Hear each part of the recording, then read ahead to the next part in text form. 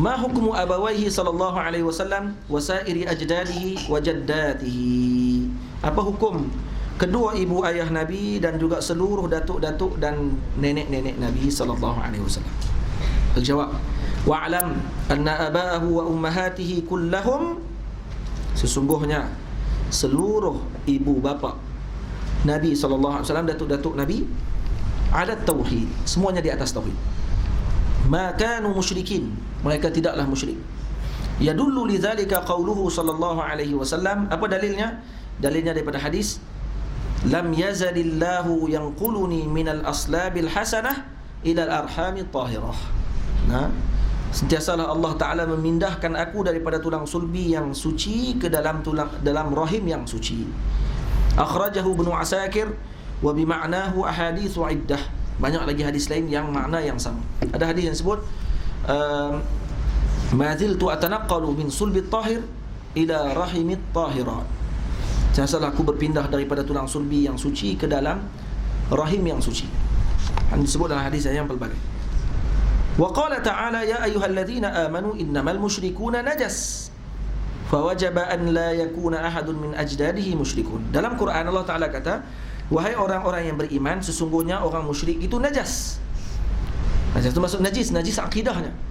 Bila Nabi mengatakan bahawa aku berpindah daripada tulang sulbi yang baik ke dalam rahim yang suci, bermakna mustahil datuk-datuk Nabi adalah orang yang najis. Dan bila mereka tidak najis, maka mereka tidak musyrik. Boleh faham? Karena musyrik itu najis, kata Nabi, kata Allah dalam Al-Quran, namal musyrikuna najasun. Dan Nabi sebut dalam hadis bahawa datuk nenek Nabi adalah orang yang suci. Dan dalam Quran jelas juga disebut, kata wa taqallubaka fis sajidin, kamu berpindah-pindah daripada fis sajidin, di dalam badan orang-orang yang sajid, yang sujud kepada Allah. Bermakna mereka ni muwahhidin. Datuk-datuk Nabi ni adalah muwahhid. Taqallubaka fis sajidin, maksudnya kamu berpindah daripada sulbi ke sulbi, ke dalam rahim dalam rahim yang mereka ni adalah muwahhidin, orang yang mentauhidkan Allah Subhanahu wa taala. Dalil Quran pun ada. Macam mana kamu boleh sebut mak ayah Nabi dalam neraka? Ni masalah. Ini orang yang ada penyakit dalam hati. Tu kata dia suka buat keluar balik benda-benda yang tak patut buat keluar. Tak patut pun untuk dibincangkan perkara tersebut. Khususnya pada zaman sekarang, zaman orang menghina Nabi sallallahu alaihi wasallam. Kalaulah tempat Nabi dimakamkan itu tempat yang terbaik antara langit dan bumi, lebih baik pada Arasy, tidak ada khilaf, ittifaq ulama, ittifaq ulama mazhabil arba'ah, tempat Nabi dilahirkan, tempat Nabi dimakamkan itu adalah tempat yang terbaik di dalam bumi. Malah lebih baik daripada Mekah dan Madinah. Mekah Madinah khilaf. Jumhur mengatakan Mekah lebih afdal daripada Madinah. Imam Malik mengatakan bahawa Madinah lebih afdal daripada Mekah. Itu khilaf antara Mekah dan Madinah. Tapi tempat Nabi dilahirkan, tempat Nabi diwafatkan, diangkat nyawanya oleh Allah, ditanam jasad Nabi di dalam makam tersebut, tempat itu tidak ada khilaf. Kesemua ulama, Pak Mazhab mengatakan bahawa tempat itu terbaik antara langit dan bumi, malah lebih baik daripada Arasy. Nampak tak? Lebih baik daripada Kaabah, lebih baik daripada semua tempat. Kalaulah tempat Nabi dimakamkan itu tempat yang terbaik di dalam muka bumi, malah terbaik daripada langit dan bumi, takkan tempat Nabi dikandungkan oleh Allah di dalam perut ibunya ada tempat yang paling buruk? Boleh fikirkan dengan otak ni, bagi elok sikit, center bagi elok sikit kamu dengan Rasulullah ni. Kata kasih dengan Nabi, tapi dalam masa sama duk hina Nabi. Jaga elok-elok. Sebab tu dalam ayat ni jelas menunjukkan bahawa sebagai mafhum mukhalafah daripada sini, bahawa Nabi SAW datuk-datuknya bukan musyrik, kerana musyrik itu najis.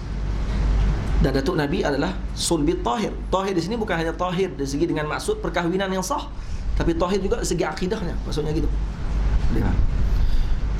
Wa qad dhahaba katsirun min huffazil muhadditsin ila anna Allah Ta'ala ahya lahu sallallahu alaihi wasallam abawaihi fa amana bih. Dan telah berpegang huffazil muhadditsin. Ni para muhaddisin ni adalah mazhab muhaddisin. Bahawa Allah telah menghidupkan kembali kedua ibu dan ayah Nabi, dan mereka berdua beriman kepada Nabi. Baik, kita kata buat apa? Itu sebagai khususiat kepada Nabi, kemuliaan. Walaupun Hakikatnya kedua ayah Nabi, mak dan ayah Nabi telah selamat, naji, kerana mereka adalah ahli fitrah. Kalau Nabi tak diutuskan pada waktu tersebut, apa nak?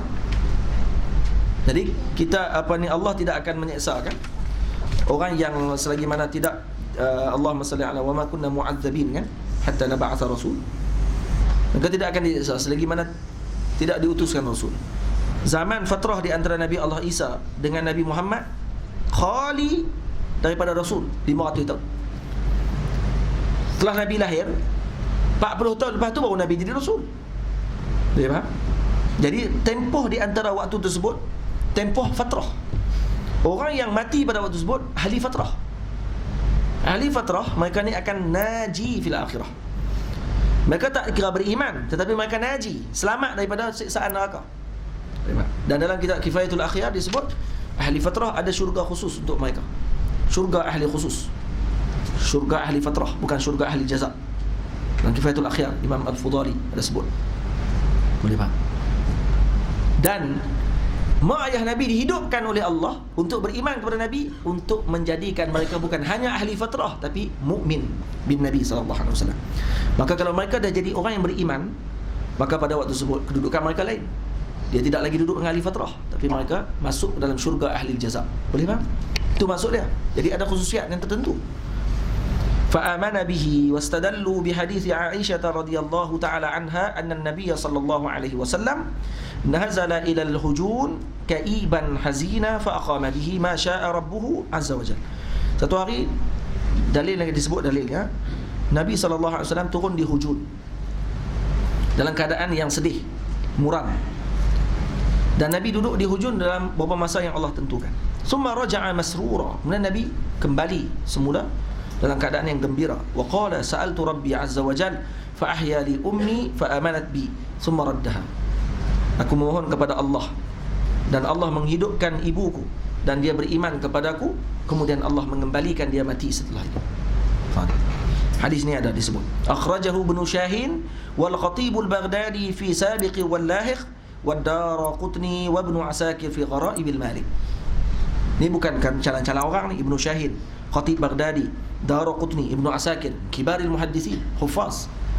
Mereka riwayatkan hadis ni. Wa awrada Suhaili fi Raudil Unuf. Raudil Unuf kita syarah kepada Sirah Ibnu Hisham. Kena beli Raudil Unuf, kalau ada beli. An Aisyah radhiyallahu taala anha anna Rasulullah sallallahu alaihi wasallam sa'ala rabbahu an yuhya abawayhi fa ahyahuma lahu fa amana bihi thumma amatahuma. Nabi SAW dalam Raudul Unuf diriwayatkan Nabi memohon kepada Allah dihidupkan ibu dan ayah Nabi dua-dua sekali. Jasad ayah Nabi di Bani Najjar, kampung Bani Najjar, dipindahkanlah ke maqam di Baqi'. Waktu pemindahan diceritakan oleh antara yang terlibat dalam pemindahan tersebut, dia pernah datang Masjid Syekh Yusri, pernah datang bagi penerangan tentang sejarah Madinah. Dia cerita waktu dipindahkan jasad Nabi tadi, jasad ayah Nabi daripada kampung Bani Najjar. Kampung Bani Najjar sebelah masjid Nabi je. Bila saya tulis dalam Facebook, kata saya alhamdulillah pergi ke tempat dulu dimakamkan ayah Nabi di situ. Ke tempat dikatakan dulu dimakamkan ayah Nabi di tempat tersebut. Pelajar-pelajar Madinah yang tak erti apa ni, ada yang tulis, kata kami duduk Madinah pun tak tahu mak ayah Nabi ditanam di Bani Najjar di mana, tak tahu. Di Bani Najjar situ lah, Bani Najjar dulu. Dia ingat Masjid Nabawi tu, hak tu Masjid Nabawi zaman dulu besar tu juga kot. Takkan tak erti kot Masjid Nabi dulu kecil dan dikelilingi dengan kampung. Dan kampung Bani Najjar di sebelah makam Nabi, di sebelah Masjid Nabi sallallahu alaihi wasallam. Dekat berhampiran dengan pintu Babus Salam. Pintu nak keluar. Pintu gerbang nak keluar hak paling besar sekali, bukan pintu Babus Salam. Keluar daripada Babus Salam nak keluar ke pintu gerbang luar sekali. Dekat situ makam ayah Nabi dulu. Dipindahkan setelah berlaku pembesaran Masjidil Haram, Masjidin Nabawi. Waktu nak dipindahkan, jasad ayah Nabi masih elok, seakan-akan baru ditanam. Masih elok. Nampak tak? Cantik lagi waktu dipindahkan ke Baqi' Al-Qarqa'. Dan ayah Nabi dalam riwayat sebut hidup semula dan kemudian beriman kepada Nabi, kemudian wafat semula. Wal hadithul madhkur wa in kana dha'ifa min jihati as-sina'ah al-hadithiyah lakinnahu sahha 'inda ba'di ahli al-haqiqah. Tengok jangan ulama kan. Walaupun hadis ini dhaif di sisi ahli sina'ah, ahli hadis, dhaif, tetapi sahih di sisi ahli haqiqah. Kama asyara ilaihi ba'duhum biqaulihi, seperti yang diisyaratkan oleh sebahagian ulama. Mereka mengatakan aiqantu anna aban nabiyyi wa ummahu ahyahuma rabbul karimul bari. Saya yakin sesungguhnya ayah Nabi dan ibu Nabi dihidupkan keduanya oleh Tuhan yang maha mulia. Hatta lahu syahida bisidqi risalatin, sehinggalah kedua mereka bersaksi kepada Nabi sallallahu alaihi wasallam terhadap risalah, benarnya risalah Nabi, haqqan wa tilkal karamatul mukhtari. Nah, dan benar. Dan ini adalah karamatul mukhtar. Ini adalah karamah, kemuliaan kepada Nabi sallallahu alaihi wasallam. Hadzal hadits wa man yaqulu bi dha'fihi. Hadis ini siapa yang kata dia dhaif, fa huwa dhaif wa 'anil haqiqati 'ali. Maka dialah yang dhaif dari segi hakikahnya. Faham tak? Kalau dia kata hadis itu dhaif, maka dia yang dhaif sebenarnya pada hakikat. Dia tak tahu hakikat sebenar tentang kenabian. Fanajatu abawaihi sallallahu alaihi wasallam wa imanuhuma. Sebab najah dengan iman berbeza, nah? Kalau najah, ahli fatrah semua najah. Jadi datuk-datuk Nabi yang sebelum daripada ibu dan ayah Nabi, datuk-datuk Nabi, Sayyidina Hashim, sampai Adnan, mereka ni semua adalah najah. Nah, najah, ahli najah. Maksudnya kerana mereka ni termasuk ahli fatrah. Faham? Dan iman lain pula. Lepas tu ayah Nabi dan mak Nabi dibangkitkan semula untuk beriman dengan Nabi sallallahu alaihi wasallam. Bal wa husuli a'zami manazili ahli al-iman lahuma huwa i'tiqaduna. Bahkan husul a'zami manazili ahli al-iman. Bahkan kita beriman bahawa ibu dan ayah Nabi mencapai kepada peringkat yang paling agung dalam iman kepada Nabi sallallahu alaihi wasallam. Paling agung. Ini adalah i'tiqad kita ahli sunnah wal jamaah. Yashhadu bidzalika jalalatu qadrihi sallallahu alaihi wasallam. Dan ini menunjukkan kepada tingginya kedudukan Nabi, wa ulu mansibihi 'inda rabbih, dan tingginya kedudukan Nabi di sisi Allah. Kalaulah hidupkan orang yang mati ini satu yang mustahil, dan tentu Allah Taala tak akan jadikan mukjizat kepada Nabi Allah Isa untuk hidupkan orang mati. Tidak. Jadi kalau Nabi Isa boleh hidupkan orang mati, takkan khudrah tidak boleh berlaku kepada Nabi sallallahu alaihi wasallam untuk hidupkan ibu dan ayah Nabi. Salah apa? Boleh tak? Fa idza kana al-wahidu min ummatihi sallallahu alaihi wasallam yanaluhu min fadlillah wa rahmatihi biwasitatihi sallallahu alaihi wasallam wa barakatihi ma la 'ainun ra'at. Kalaulah seorang di kalangan umat Nabi mendapatkan keagungan, kemuliaan daripada Allah dengan wasitah Nabi, kita ni dapat kemuliaan Islam, iman adalah dengan wasitah Rasulullah, kan? Kita dapat kemuliaan ni, wa barakatihi, dengan berkat Nabi, ma la 'ainun ra'at wala udhunun sami'at wala khatara ala qalbi bashar. Kita akan dapat rahmat daripada Allah, masuk dalam syurga yang tidak terpandang dengan mata kita, tidak pernah dengar dengan telinga kita, tak pernah terbayang dalam hati kita. Fa kaifa la yanalu abawahu sallallahu alaihi wasallam min dzalikal hadzal awfar?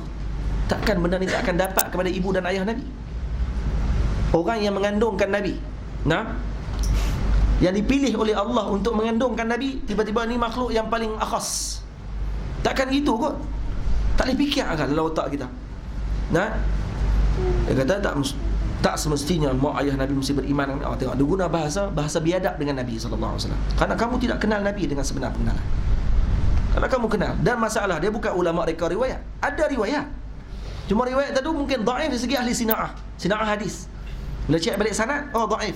Baik, kamu kata dhaif dalam bab sanad, adakah mesti dhaif pada madlul dia? Guna balik khadah yang saya sebut tadi. Butlanud dalil la taqtadi butlanal madlul. Boleh faham? Dan hatta dhaif tidak batil. Faham? Tidak batil. Jadi kalau guna had tu pun dah kita faham.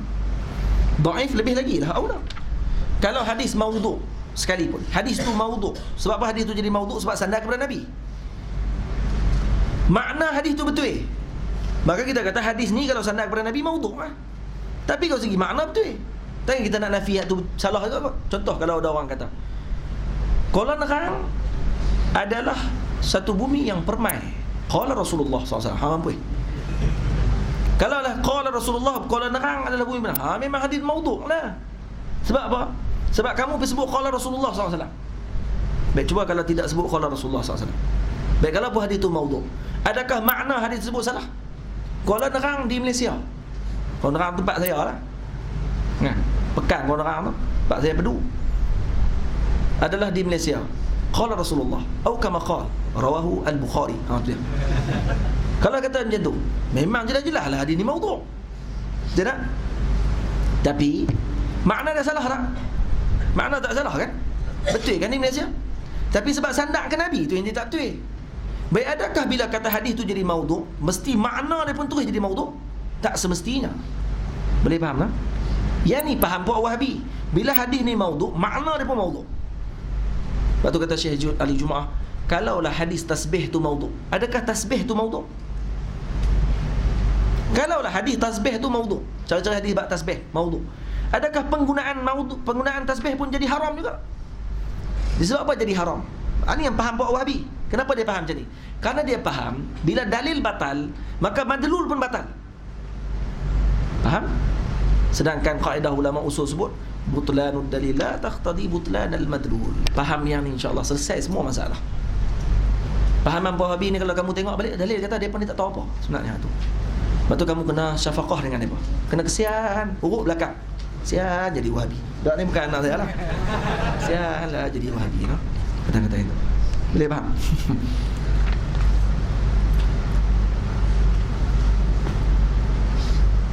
Waqad manna Allahu 'alaihima bimaziyati khurujihi min bainihima rahmatan lil alamin, dan Allah Taala telah memilih kedua ibu bapa Nabi untuk pilihan tersebut untuk mengeluarkan di antara mereka seorang yang memberi rahmat kepada alam.